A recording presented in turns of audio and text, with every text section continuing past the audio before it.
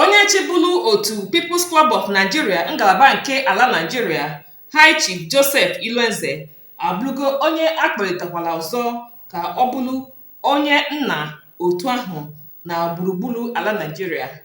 Chinyere Fesi Okoye wetara gị akụkọ a.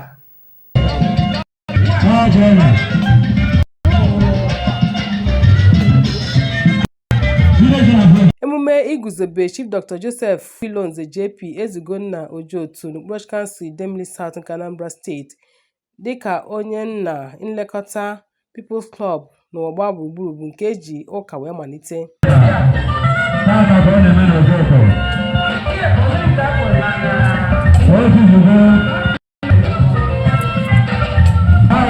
Ebe mme nke a na ngwurube ya wee mee dọtara ọtụtụ ndị mmadụ eji okwu ha agba izu nke gụnyere eze ọdịnala, ndị Ojotu na ndị kabinet ya, ndị enyi na ndị na-echere ha ezigbo echiche bụ ndị pụtara ịkwanyere ya ugwu ruru ya. N'okwu ha na ya bụ mmemme, ha kọwara Chief Ilonze dịka onye ndu nwere ihe ga-eji wee na-echeta ya na etigoro ọtụtụ ihe maka uto na mmepe na aganiru ya bụ otu bụ People's Club. The title will confer on him now as a patron of the People's Club of Nigeria International is not our making.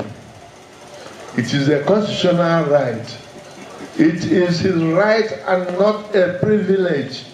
And the powers invested on me as your president, I'm conferring on Sir High Chief Dr. Joseph Ifeanyichukwu Ilonze JP the title of a patron, People's Club of Nigeria International.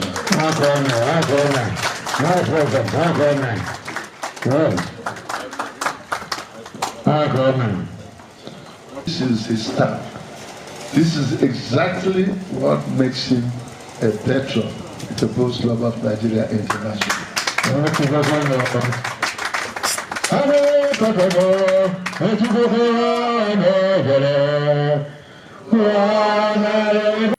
N'okwu ya, High Chief Ilonze gosipụtara afọ ojuju maka ugwu a pụrụ iche nke a kwanyere ya ma kwe nkwa na ya ga-aga n'ihu ịdị na-etinye oke ya maka uto na aganiru People's Club.